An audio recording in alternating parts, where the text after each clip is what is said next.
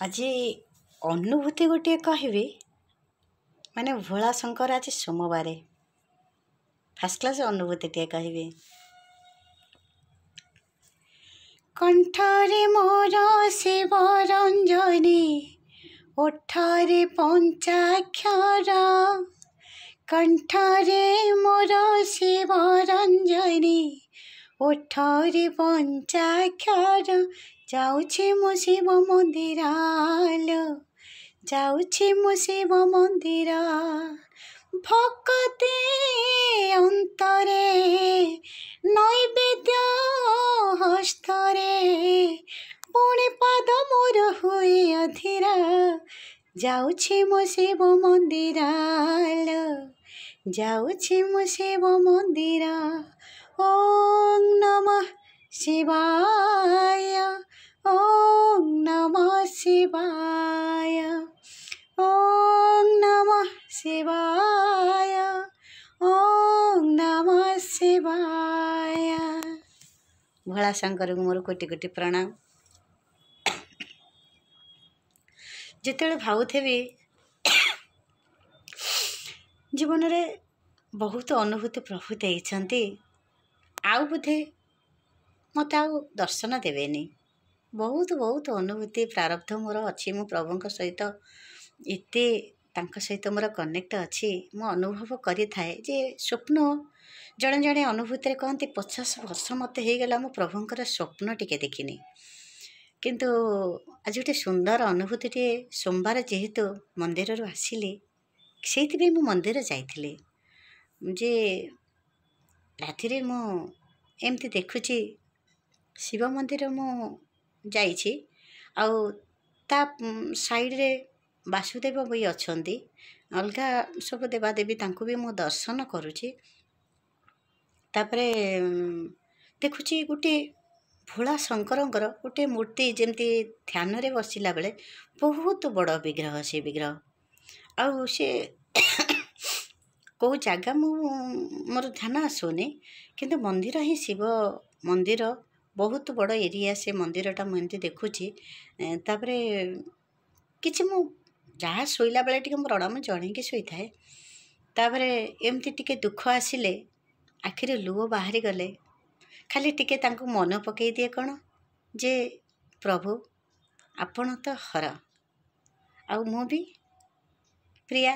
କାହିଁକି ନା ଏମିତି ଜନ୍ମଟିଏ ମୋ ବାପା ବୋଉ ଦେଇଛନ୍ତି, ମୋ ନାଁ ଦେଇଛନ୍ତି ହରପ୍ରିୟା। ହୁଏତ ହରିପ୍ରିୟା ଦେଇପାରିଥାନ୍ତେ। ଏମିତି କହିବା ହର ହରି ଏକ, କିନ୍ତୁ ତଥାପି ଏକ ହେଲେ ବି ଅବତାର ପୁଣି ସେ ନେବାକୁ ପଡ଼ିଥାନ୍ତି।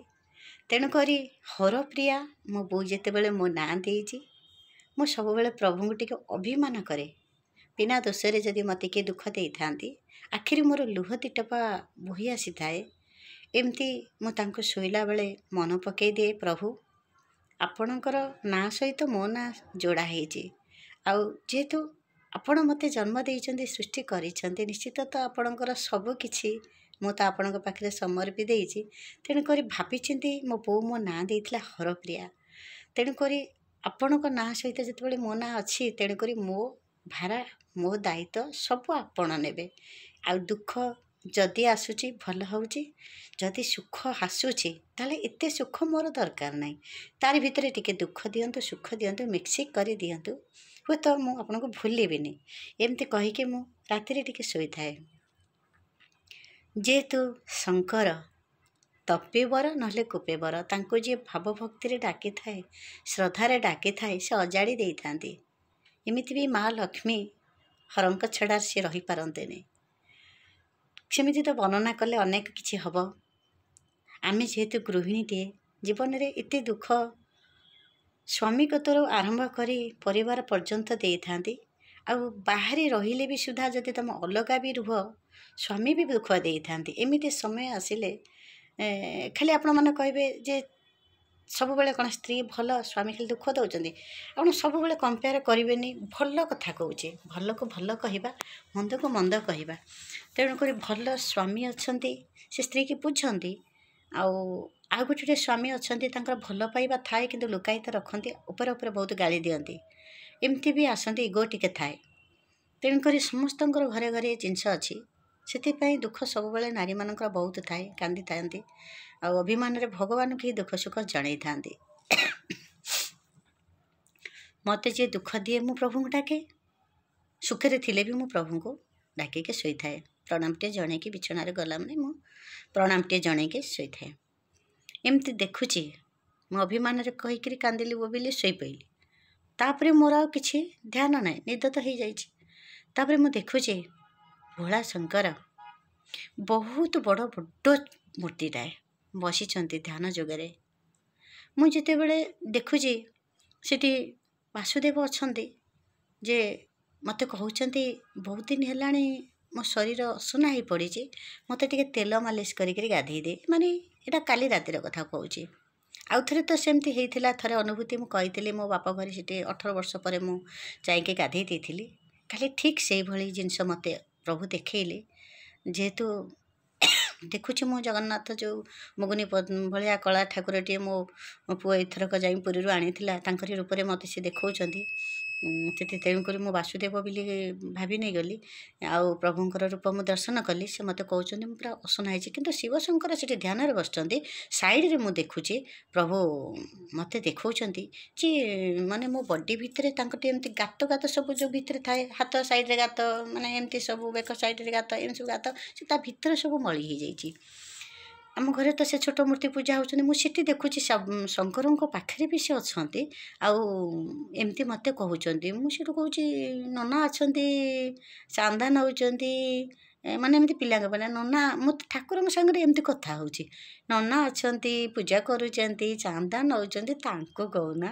ମୁଁ ମାନେ ଠାକୁରଙ୍କ ସହିତ କେମିତି କଥା ହୁଏ ରାତିରେ, ଆପଣମାନେ ଶୁଣନ୍ତୁ। ପିଲାଳିଆ ମିଜାଜ ଏବେ ବି ମୁଁ ସତରେ ମୁଁ କେବେ ଚିନ୍ତା କରିନି ମୁଁ ବୁଢ଼ୀ ହେଇଯିବି କି ମୁଁ କେବେ ମନରେ ଆସିନି। ମୋତେ ଦେଖାଯାଏ ମୁଁ ବୁଢ଼ୀ ହେବିନି, କେବେ ବି ବୁଢ଼ୀ ହେବିନି। ଏମିତି ଯେପର୍ଯ୍ୟନ୍ତ ମୁଁ ବଞ୍ଚିଛି ଏମିତି ଆପଣମାନଙ୍କୁ ଭିଡ଼ିଓ ଜଣାଉଥିବି, ଶୁଣାଉଥିବି। ଆଉ ଯେଉଁଦିନ ମୁଁ ମରିଯିବି ଆପଣମାନେ ଦେଖିବେ ମୁଁ ଏମିତି ବି ଫୁଲହାର ମଠେଇ ପଡ଼ିଥିବ ଏଇ ବୟସରେ, କିନ୍ତୁ ମୁଁ ବୁଢ଼ୀ ହେବିନି। ମୋର କେବେ ବି ଚିନ୍ତା ମୁଁ କରିନି, ସତ କଥା। ଆସିନି ବି ମୋ ମନରେ ମୁଁ ବୁଢ଼ୀ ହେଇଛି ବୋଲି, କେବେ ହେବନି। ଏମିତି ମୁଁ ରହିବି। ମନରେ ତ ଆସିନି, କେମିତି କହିବି। ଡରିନି ମୁଁ କେବେ, ବୁଢ଼ାପଣକୁ ମୁଁ ଡରିନି। ସେ ଯାହା ହଉ, ପ୍ରଭୁଙ୍କୁ ସହିତ ମୁଁ ଏମିତି କଥା ହେଉଛି ଗେଲତାମ ସାହି। ମୁଁ କହିବି ଆପଣ ମୋତେ କାହିଁ କହୁଛନ୍ତି, ମୁଁ ଟିକେ ଦର୍ଶନ କରିବାକୁ ଆସିଛି, ମୋତେ ଆପଣ କହୁଛନ୍ତି। ଆଉ ବ୍ରାହ୍ମଣ ଯେଉଁ ରଖିଛନ୍ତି ପୂଜା କରୁଛନ୍ତି, ଦରମା ନେଉଛନ୍ତି, ସେ ମୋତେ ଦେବେ ନା। ମୁଁ କାହିଁ ଆପଣଙ୍କୁ ତେଲ ମାଲିସ କରି କାହିଁ ମୁଁ ଗାଧେଇ ଦେବି। ଆଉ ମୋର କିଛି କାମ ନାହିଁ। ଆଉ ମୁଁ ମୋ ଘର ଠାକୁର ପୂଜା କରୁ କରୁ ମୋତେ ସମୟ କୁଆଡ଼େ ପଳାଉଛି, ମୁଁ ଟାଇମ୍ ହେଉନି। ମାନେ ମୋ ଠାକୁରଙ୍କ ସାଙ୍ଗରେ ଏମିତି କଥା ହେଉଛି। ଆପଣମାନେ ମାନେ ଭାବିବେ ଯେ ଆମେ ଯଦି ପ୍ରଭୁଙ୍କୁ ସବୁବେଳେ ଡରିବା, ଭକ୍ତି ଆସିବନି ଆଜ୍ଞା। ତାଙ୍କ ସାଙ୍ଗରେ ଏମିତି ଖେଳିବାକୁ ସିଏ ହିଁ ଖେଳେଇଥାନ୍ତି। ଆମେ ନିଜକୁ ନିଜେ କିଛି କରୁନୁ। ଯଦି ମୁଁ ଏମିତି କିଛି କହିଦେଉଛି ତାହେଲେ ସିଏ ମୋତେ କୁହାଉଛନ୍ତି, ମୋ ତୁଣ୍ଡରେ ସେ ଅଛନ୍ତି, ନହେଲେ ଏମିତି କାହିଁ ମୁଁ କହନ୍ତି। ମୁଁ ଗୋଟେ ଭିଡ଼ିଓ କରୁଛି, ଇଣ୍ଡିଆ ଦେଖୁଛି, ଲୋକ କହିବେ ଏଇଟା ପାଗଳିଙ୍କ ଭଳିଆ କ'ଣ କଥା ହେଉଛି। କିନ୍ତୁ ପ୍ରଭୁ ତ ମୋତେ ପାଗଳି କରିଦେଇଛନ୍ତି ନା। ପ୍ରଭୁ ତ କହୁଛନ୍ତି ତୁ ଏମିତି ମୋ ସାଙ୍ଗରେ ଖେଳେ, ମୋତେ ଭଲ ଲାଗେ। ଆଉ ମୁଁ ଯଦି ପ୍ରଭୁଙ୍କୁ ସବୁବେଳେ, ଆମେ ଘରେ ଦେଖନ୍ତୁ, ଯଦି ବାପାଙ୍କୁ ସବୁବେଳେ ଡରିବେ ଆପଣ, ହେଇ ବାପା ଆସିଲେ, ହେଇ ମୁଁ ଏଠି ବସିଛି, ଦୌଡ଼ିକି ପଳେଇବା, ଘରେ ଲୁଚିଯିବା, ଇଏ କରିବା। ଆପଣ ସବୁବେଳେ ଡରୁଥିବେ, ବାପାଙ୍କର ସ୍ନେହ ପାଇବେନି। ଆଉ ବାପା ବି କେବେ ଅନୁଭବ କରିବେନି ମୋ ଝିଅ କେତେ ଭଲ ବୋଲି ମୋତେ ସମ୍ମାନ ଦେଉଛି, ନାହିଁ ସେମିତି କରିବେନି। ବାପା ଆସିଲେ ବି ଆପଣ ଦୌଡ଼ିଯିବେ, ବାପା ଆପଣ ଖାଇବେ ଆସୁନାହାନ୍ତି, ଧୋଇ ପଡ଼ୁନାହାନ୍ତି, ବାବୁ ମୋ ବାପା କେମିତି ଦେଖାଯାଉଛନ୍ତି ଲୋ, କାମ କରିକି ଆସୁଛନ୍ତି, କେତେ କଳା ପଡ଼ିଗଲି ଲୋ ମୋ ବାପା। ସେଇଠି ବାପା କୋଳେଇ ନେବେ ଝିଅକୁ। ଇଏ କେତେ ସୁନ୍ଦର ଜିନିଷ। ଆପଣ ସେମିତି ଭାବନ୍ତୁ ନା, ମୋ ତରିକାରେ ଆପଣ ପୂଜା କରନ୍ତୁ ନା, ଦେଖିବେ ଏତେ ଖୁସି ପ୍ରଭୁ ଦେବେ। ଆପଣ ଯେଉଁ କହୁଛନ୍ତି ମୁଁ 25 ବର୍ଷ ହେଲାଣି, ଜଣେ କହିଲେ ମୁଁ ମାନେ ପାଇନି ପ୍ରଭୁଙ୍କର ସ୍ୱପ୍ନ। ବିଶ୍ୱାସ କରି ପ୍ରତିଦିନ ମୁଁ ସ୍ୱପ୍ନ ପ୍ରଭୁଙ୍କର ଦେଖିଥାଏ, ସତ କଥା। ତାପରେ ମୁଁ ଏମିତି ଠାକୁରଙ୍କ ସହିତ ଏମିତି ମଜାକରେ କହିକିରି ମୁଁ କହିଲି ନନା ପଇସା ନେଉଛନ୍ତି, ନନାଙ୍କୁ କହିବେନି, ମୁଁ ଦର୍ଶନ କରିବାକୁ ଯାଇ ମୋତେ କହୁଛନ୍ତି। ମୁଁ ଏଇନା ତେଲ ଗୁଡ଼ ଆଣିବି, ଘଷିବି, ମାଲସ କରିବି, ସଫା କରିବି। ସେଠୁ ଏମିତି କରିକି ଯେତେବେଳେ ମୁଁ ବୁଲିକିରି ଅନେଇ ଦିଏ, ଶଙ୍କର ଧ୍ୟାନରେ ବସିଛନ୍ତି। କିନ୍ତୁ ଶଙ୍କରଙ୍କର ମାନେ ମୋ ଆଡ଼କୁ ସେ ଅନେଇଛନ୍ତି, ଡାହାଣ ପଟଟା ତାଙ୍କ ସେପଟକୁ, ବାମ ପଟଟା ଏପଟକୁ, ମୋ ଆଡ଼କୁ ଅନେଇଛନ୍ତି। ମୁଁ ଏମିତି ବସିଛି ଯେମିତି ଆପଣମାନଙ୍କ ସାଙ୍ଗରେ, ଯେମିତି ଶଙ୍କର ସେମିତି ଧ୍ୟାନରେ ବସିଛନ୍ତି। ତାଙ୍କ ବାଁ ପଟଟା ଏପଟ ସାଇଡ଼୍କି ରହୁଛି, ଡାହାଣ ପଟ ସେପଟକୁ। ମୁଁ ବୁଲିକି ଅନେଇଥିଲା ତାଙ୍କ ବାଁ ହାତଟା ବିଶ୍ୱାସ କରିବେନି, ମାନେ ଏମିତି ଯେମିତି ଗୋଟା एमती उठीगला मु देखिली एमती उठीगला से हाथटा बहुत बड़ मूर्ति एत बड़ मूर्ति से ध्यान में बसी आप सुंदर शंकर देखा जाती विश्वास करेनि तापर ये स्वप्न मुझे देखी सारापर मुझे प्रभु कहली बोली इलो इलो ये कौन पत्थर मूर्ति एमती कौन बस हाथ भी कथबार्ता करुच्ची माने से स्वप्न मु पुणी बुलिकी जो अनईदेली हाथटा हल्लीगला मुझे कहली इलु मालो ये पत्थर मूर्ति ध्यान में बस शिवशंकर आंक हाथ कौन चलला हाथ कौन एमती माने मशा जमी बाड़ाती जमी गोटा कौन बसगला धड़किन एमती मशा मत एमती कि हाथ होगा मुझे धड़किन चमकी पड़ी गुली इलो ये कौन मत देखुं ना कौन आंक हाथ कौन एमती नहीं माने मत से अनुभव करुँच देखा जे मु ते देखुची तो कथा शुणुची तू पिलांगा भाया कौन हो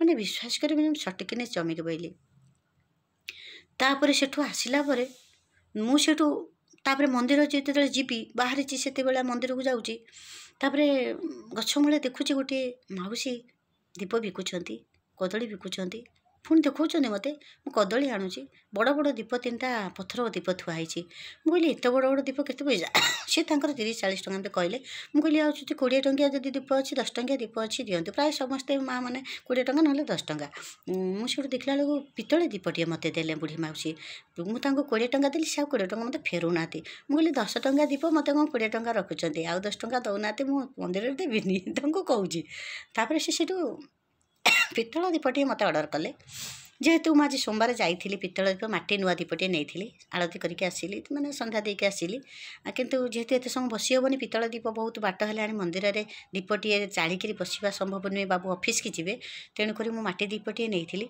से छाड़ तापर देखला बेलू पार्वती देवी की मुझे दर्शन कली पार्वती देवी लाल शाढ़ी एडे सुंदर ये सतरे बहुत सुंदर माँ इतने सुंदर तांको भलिया प्राय सुंदर ये दुनिया रे कहीं ना एडे सुंदर गाड़ी रे न आसी गाड़ी पछरे रहिले चलिकी आसुँच मुझे अनौची मुझे ये मत चिन्हला लगुच मत कथा भी होना पलि जाऊँच सी तो से मंदिर को जीवे ना आउ जो लाल शाढ़ी से पिंधिकी मुझे दर्शन करी आज मुझे लाल शाढ़ी पिंधिकी मंदिर जाइली कारण मत से सिंबल देले जे तू ये लाल कलर शाढ़ी रे आज मंदिर जीवु कौन प्रति कलर चॉइस करी थांती महाप्रभु जमती आज एमती पिंधि काली सेमती पिंधि बार नहीं करी मोर 2 थर ये घटना है जे मो सोमवार थी मंदिर मत देखे दियंती यही कलरटा तू पिंधिकी जीवु आर थरक आउ गोटे सोमवार मत से देखते जे मो गोटे अलग कलर मत देखते पिंधि जाती आज विश्वास करेंगे मत लाल कलर मो माँ को दर्शन कली आज मुझे लाल कलर पिंधिकी जाइए आपण मानक ये शाढ़ी रे मु भिडियो करुच्ची माने आउ ये ज्वलंत दर्शन ज्वलंत स्वप्न जोटा कहते माने जमी मत निद होनी मुझे स्वयं दर्शन करुच्ची सब ये जो जिनस तापर मो माँ पछे पछे जाइए मंदिर मंदिर रे ये घटना सब घटीगला तापर प्रभु को आउ संभाली पारे आज सोमवार जहाँ सोमवार मुझे निश्चित आज जाई न था बाबू कहते ना मोर अर्जेंट काम अच्छी आ पनीपरिया आनी ऑफिस की जी मोर डेरी हो जाए मुझे मना करनी जदि हो मुझे चलिकी जी कि मुझे निश्चित तापर आपण मैंने समस्ते भिड देखुंट आपण मैंने चिंता करूँ जो राति प्रभुंर स्वप्न आसो आप रहीपर मुझे मानक न कहले मुझे रहीपरि मत तो भल लगे कारण समस्त अपेक्षा करेंगे दीदी कौन भिड छाड़े कि अच्छा भिडियोटारे मतलब नहीं प्रभु कथा आपण पाखे पहुँचाई पारुची एमती कि मुझे रोसे बसई आज्ञा भात मोर पड़गला मोर मतलब सीटी ना प्रभु अच्छा ना मो भात रक्षा करेंगे मो सतर भात बसई आसी प्रभु को डाकी प्रभु मुझे कथा कह आप मो भात चढ़ी देवे सत कथा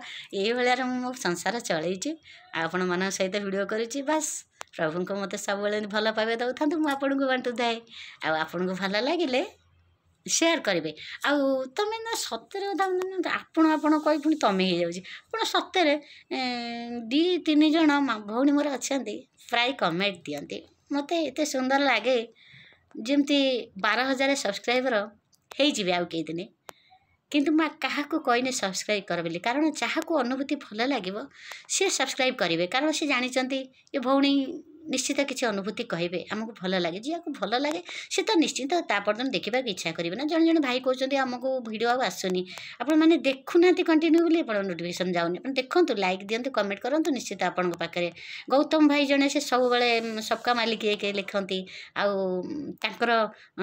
कमेंट प्राय 100 हो गला मुझे देखुली आज आउ सी देखुना बोधे कि कौ भगवान डाकतु किसी क्षति न हो भलरे सी रही था कौटी कम धाम कर जो अच्छा खुशी रहतु से भाई सब बेले कमेंट दिखती भल मेसेज करती सी भिडियो आसनी बोली कहते आप देखुना बोधे मुझे भावुची कारण मुझे सब्सक्राइब कैनि मो पुओ तो मत सब कहे बहुत क्या किसी कहबनु जी जो गाईर छुआ से छुआ तार माँ को खोजिकी जीव कहले कौन न कहले कौन आउ निज माँ को उंडाड़ी ता छुआ तो दौड़ बाछुरी तो ता गाई की ता माँ को देखी से दौड़ ना आ जी प्रकृत में अनुभव को भल पाती प्रभु को भल पाती कहवा पड़ानी आँ भिडियो भल लगे से निश्चित देखिए खाଇବା ପିଇବା ଏସବୁ ଚାଲିଚଳନ ହସ ଖୁସି ଏଥିରେ मतलब ନାହିଁ ଯେ ପ୍ରଭୁଙ୍କର ଲୋକ ସିଏ ସବୁବେଳେ ଖୁସି ରହିବାକୁ ଚେଷ୍ଟା କରେ ଜୀବନରେ ଏତେ ଦୁଃଖ ଅଛି ମୁଁ କାହାକୁ ମୋ ଦୁଃଖ କହେନି କିନ୍ତୁ ତାରି ଭିତରେ ମୁଁ ସର୍ଟ ଭିଡ଼ିଓ ଛାଡ଼ିଦିଏ ଭଜନ କରିଦିଏ କମେଡ଼ି କରିଦିଏ କିନ୍ତୁ ମୋତେ କିଏ ଖୁସି ଦିଅନ୍ତୁ ନ ଦିଅନ୍ତୁ ମୁଁ ସବୁବେଳେ ଖୁସିରେ ରହିବାକୁ ଚେଷ୍ଟା କରେ ବିଶ୍ୱାସ କରିବେନି ଖୁସି ଯେ ଚାହାନ୍ତି ସେ ପାଆନ୍ତିନି ଆପଣମାନେ ଅନୁଭବ କରିଛନ୍ତି ଆପଣ जोटा चाहूे पाते किंतु कौन करवा भगवान जो जन्म देते केतेबेले राग उठी जाए मत किए गाली देले मु क्या गाली दिए सत कथा अन्याय मु सही पारे प्रतिवाद करे थरे तीथर तीन थर एमती सहे तापर मु पार्टी करे खोले पार्टी कहीं मु प्रश्रय दिएनि मो साई कहते तुम अन्याय को प्रतिवाद कले तुम बेसी पापी जदि प्रतिवाद न कर अन्याय को देखी सहीजीव प्रतिवाद न कर तुमठू पापी दुनिया कहीं ना तुम अन्याय को प्रतिवाद कर तुमको कि बिना दोष टर्चर कर जड़े तुमको बाटेवा मुझे उदाहरण दूसरी आपको जड़े बाड़ेवा आपड़ पिठी देखले सी थर बाड़े आप कष्ट लगे आप तो हाथ को धरवे ना ना कहे ना मारतु तो आपणकर पुण्य हम बोली आप शरीर क्षति हो जातु ना सेमती भल नहीं